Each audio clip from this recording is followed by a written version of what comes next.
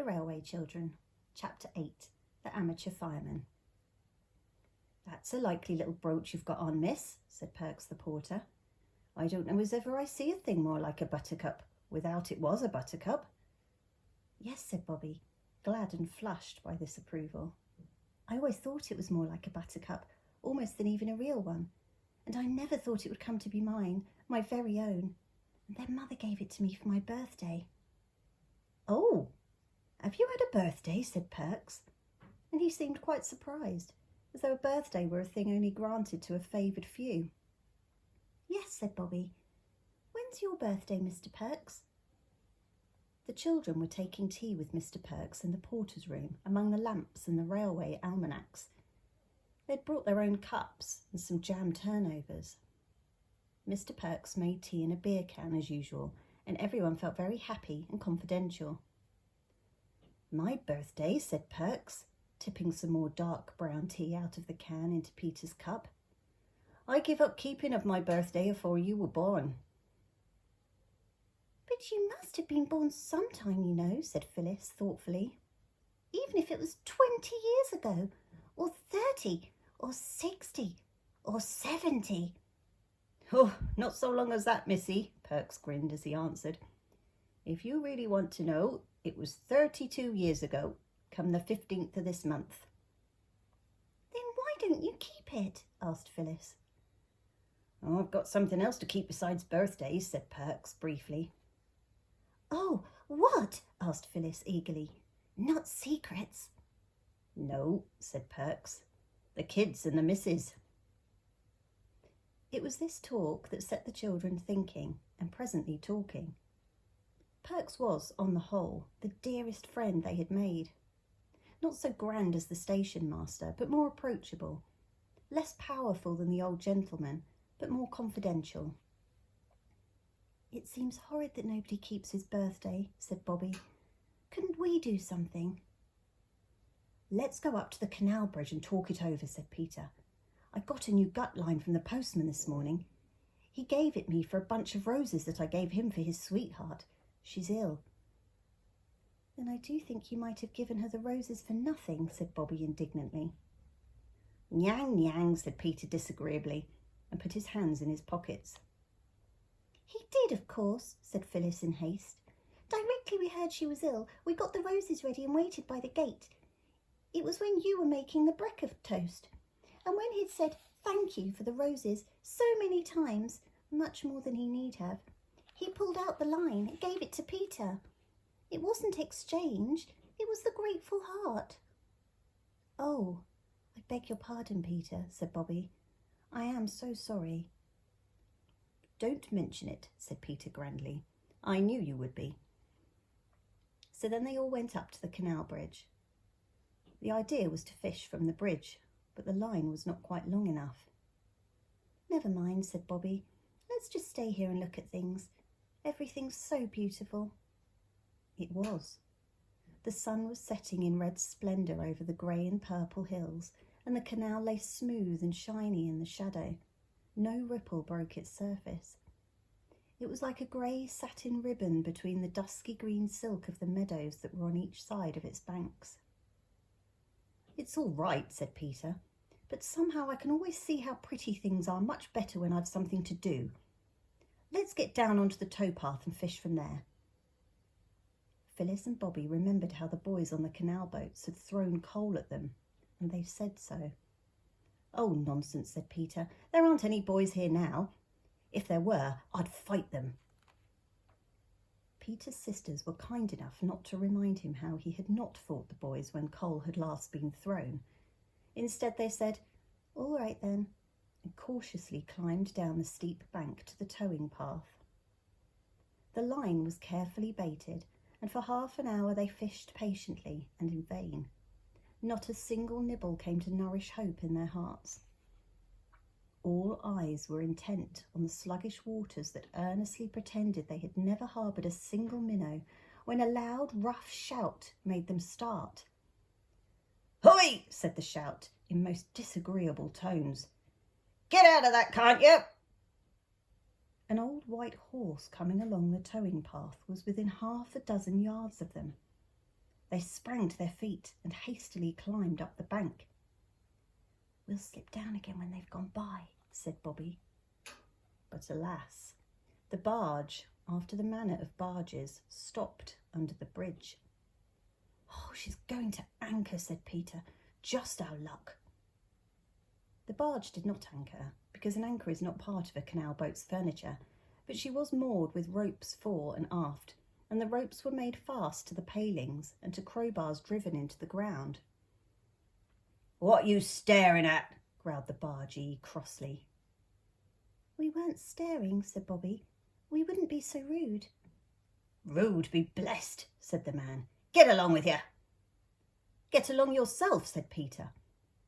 He remembered what he had said about fighting boys, and besides, he felt safe halfway up the bank. "We've as much right here as anyone else." "Oh, have you indeed?" said the man. "We'll soon see about that." And he came across his deck and began to climb down the side of his barge.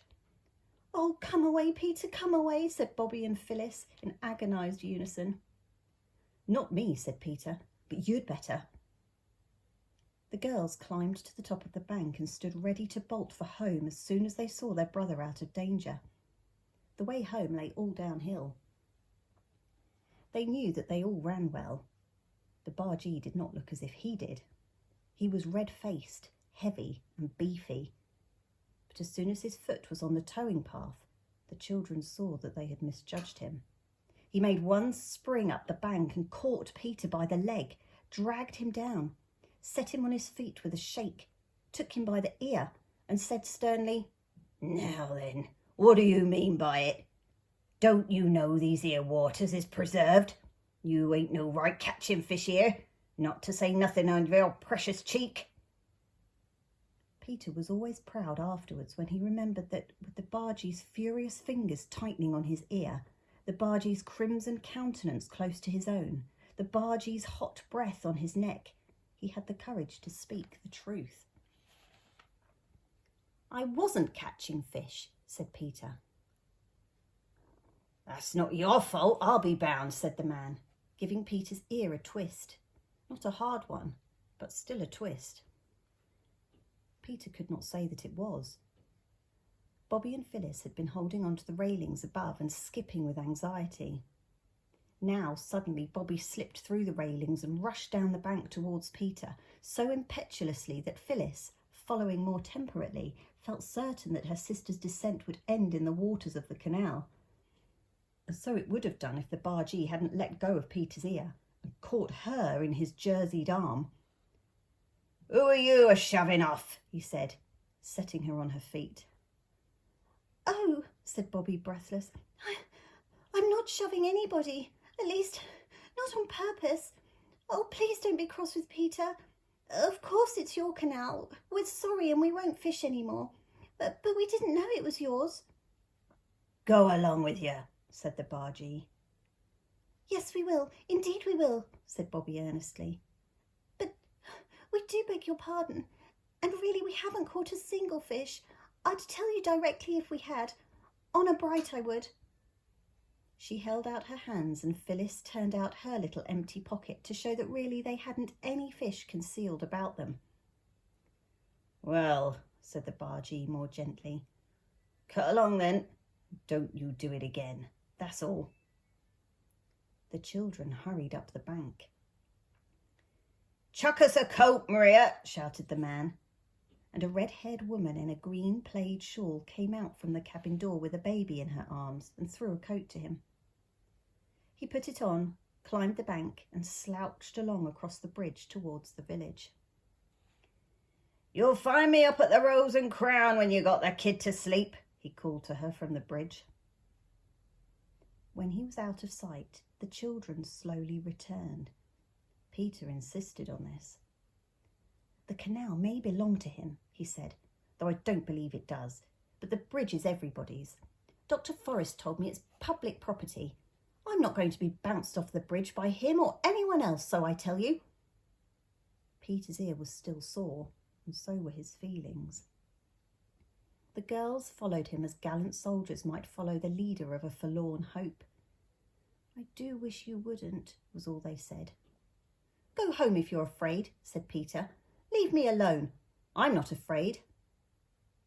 The sound of the man's footsteps died away along the quiet road. The peace of the evening was not broken by the notes of the sedge warblers or by the voice of the woman in the barge singing her baby to sleep. It was a sad song she sang, something about Bill Bailey and how she wanted him to come home. The children stood leaning their arms on the parapet of the bridge. They were glad to be quiet for a few minutes because all three hearts were beating much more quickly. I'm not going to be driven away by any old bargeman. I'm not, said Peter thickly. Of course not, Phyllis said soothingly. You didn't give in to him, so now we might go home, don't you think? Nothing more was said till the woman got off the barge, climbed the bank and came across the bridge. She hesitated, looking at the three backs of the children. Then she said, Ahem. Peter stayed as he was, but the girls looked round. You mustn't take no notice of my Bill, said the woman. His bark's worse than his bite. Some of the kids down Farley Way is fair terrors. It was them put his back up, calling out about who ate the puppy pie under Marlow Bridge. Oh, who did? Asked Phyllis. I dunno, said the woman. Nobody don't know. But somehow, and I don't know the why nor the wherefore of it, them words is poison to a barge master. Don't you take no notice. He won't be back for 2 hours good. You might catch a power of fish afore that. The light's good and all, she added. Thank you, said Bobby. You're very kind. Where's your baby? Sleep in the cabin, said the woman. He's all right, never wakes afore 12. Regular as a church clock he is. Oh, I'm sorry, said Bobby. I would have liked to see him close to. And a finer you never did see, miss, though I says it. The woman's face brightened as she spoke. Aren't you afraid to leave it, said Peter. Laura love you no, said the woman. Who'd hurt a little thing like him? Besides, Spot's there, so long. The woman went away. Shall we go home, said Phyllis. You can. I'm going to fish, said Peter briefly. I thought we came up here to talk about Perks's birthday, said Phyllis. Perks's birthday'll keep. So they got down on the towing path again, and Peter fished. He did not catch anything. It was almost quite dark. The girls were getting tired, and as Bobby said, it was past bedtime, when suddenly Phyllis cried, What's that? And she pointed to the canal boat. Smoke was coming from the chimney of the cabin, had indeed been curling softly into the soft evening air all the time, but now other wreaths of smoke were rising, and these were from the cabin door. It's on fire, that's all, said Peter calmly. Serve him right. Oh, how can you? Cried Phyllis. Think of the poor dear dog. The baby! Screamed Bobby. In an instant, all three made for the barge. Her mooring ropes were slack, and the little breeze, hardly strong enough to be felt, had yet been strong enough to drift her stern against the bank. Bobby was first, then came Peter, and it was Peter who slipped and fell. He went into the canal up to his neck, and his feet could not feel the bottom, but his arm was on the edge of the barge. Phyllis caught at his hair. It hurt, but it helped him to get out. Next minute he had leapt onto the barge, Phyllis following. Not you, he shouted to Bobby. Me, because I'm wet. He caught up with Bobby at the cabin door and flung her aside very roughly indeed. If they had been playing, such roughness would have made Bobby weep with tears of rage and pain. Now, though, he flung her on the edge of the hold so that her knee and her elbow were grazed and bruised, and she only cried, No, not you, me, and struggled up again, but not quickly enough. Peter had already gone down 2 of the cabin steps into the cloud of thick smoke. He stopped, remembered all he had ever heard of fires, pulled his soaked handkerchief out of his breast pocket and tied it over his mouth. As he pulled it out, he said, It's all right, hardly any fire at all. And this, though he thought it was a lie, was rather good of Peter. It was meant to keep Bobby from rushing after him into danger. Of course, it didn't. The cabin glowed red. A paraffin lamp was burning calmly in an orange mist. "Hide," said Peter, lifting the handkerchief from his mouth for a moment. "Hey, baby, where are you?" He choked. "Oh, let me go," cried Bobby, close behind him. Peter pushed her back more roughly than before and went on. Now, what would have happened if the baby hadn't cried, I don't know. But just at that moment, it did cry. Peter felt his way through the dark smoke, found something small and soft and warm and alive, picked it up and backed out, nearly tumbling over Bobby, who was close behind. A dog snapped at his leg, tried to bark, choked. "I've got the kid," said Peter, tearing off the handkerchief and staggering onto the deck. Bobby caught at the place where the bark came from, and her hands met on the fat back of a smooth-haired dog. It turned and fastened its teeth on her hand, but very gently, as much as to say, "I'm bound to bark and bite if strangers come into my master's cabin, but I know you mean well, so I won't really bite."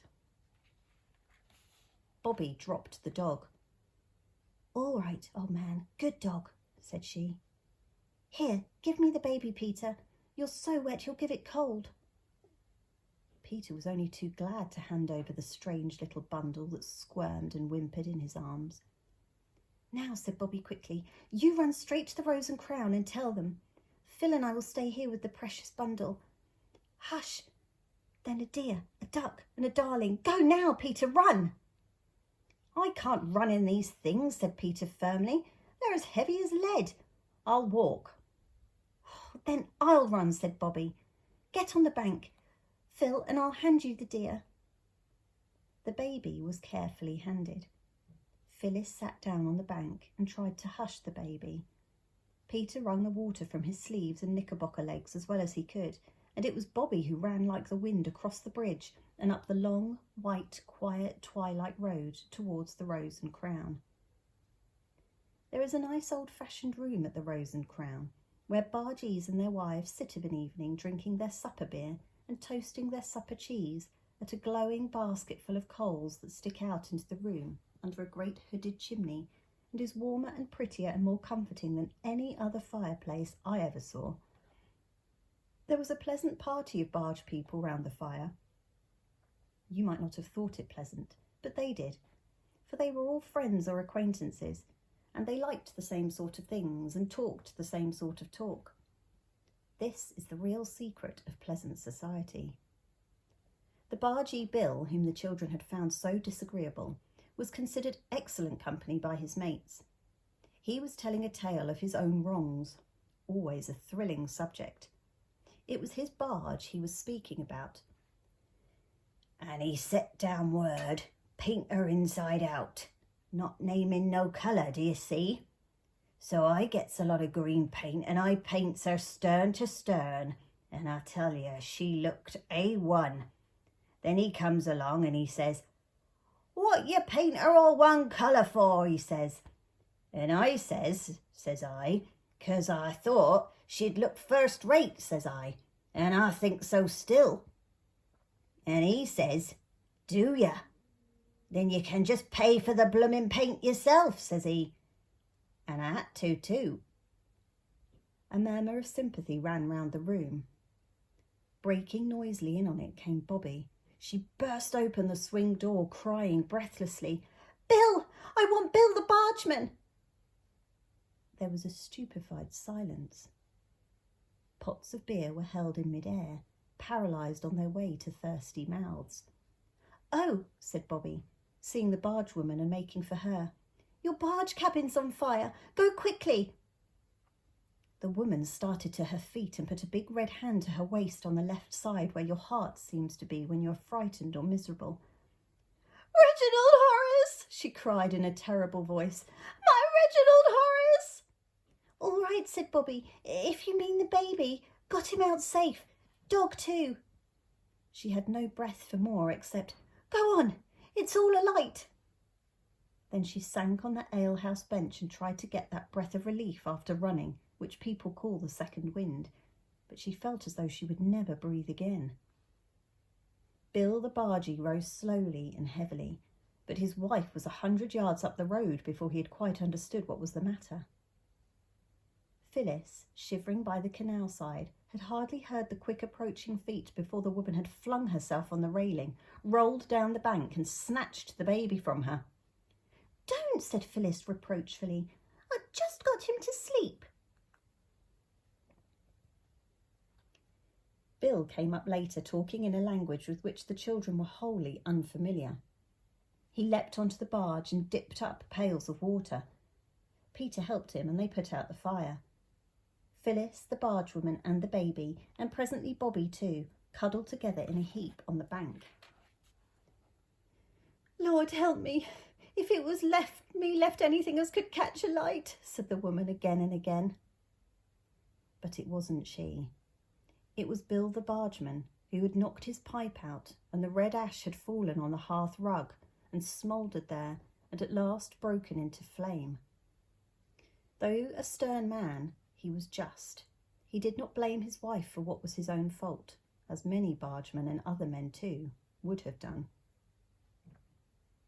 Mother was half wild with anxiety when at last the 3 children turned up at Three Chimneys, all very wet by now, for Peter seemed to have come off on the others.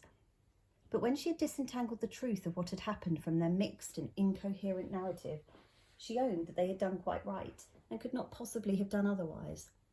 Nor did she put any obstacles in the way of their accepting the cordial invitation with which the bargeman had parted from them. "You be here at 7 tomorrow," he had said, "and I'll take you the entire trip to Farley and back, so I will, and not a penny to pay. 19 locks.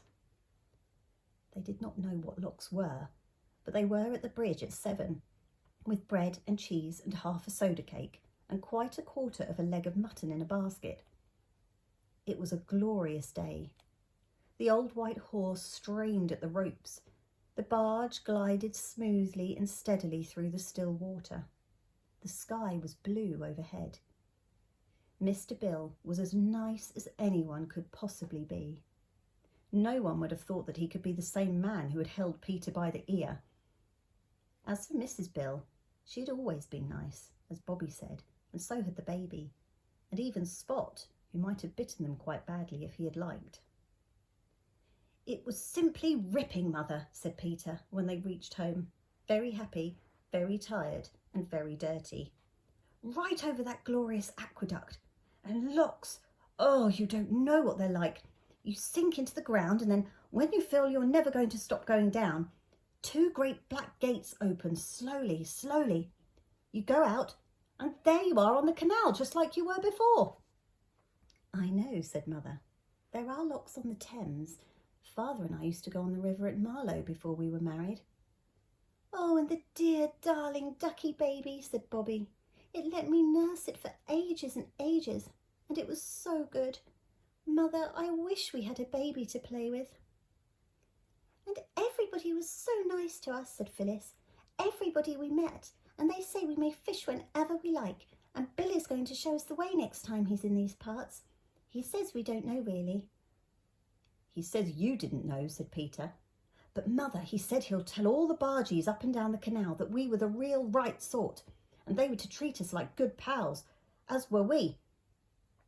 "So then Phyllis interrupted, "we'd always each wear a red ribbon when we went fishing by the canal, so they'd know it was us, and we were the real right sort and be nice to us."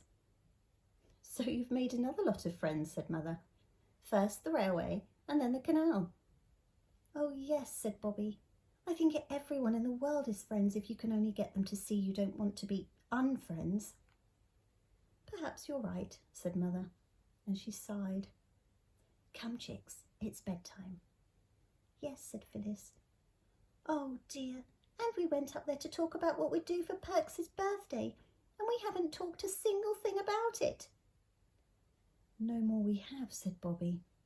"But Peter's saved Reginald Horace's life. I think that's about good enough for one evening." "Bobby would have saved him if I hadn't knocked her down. Twice I did," said Peter loyally. So would I, said Phyllis, if I'd known what to do. Yes, said Mother, you've saved a little child's life. I do think that's enough for one evening. Oh, my darlings, thank God you're all safe.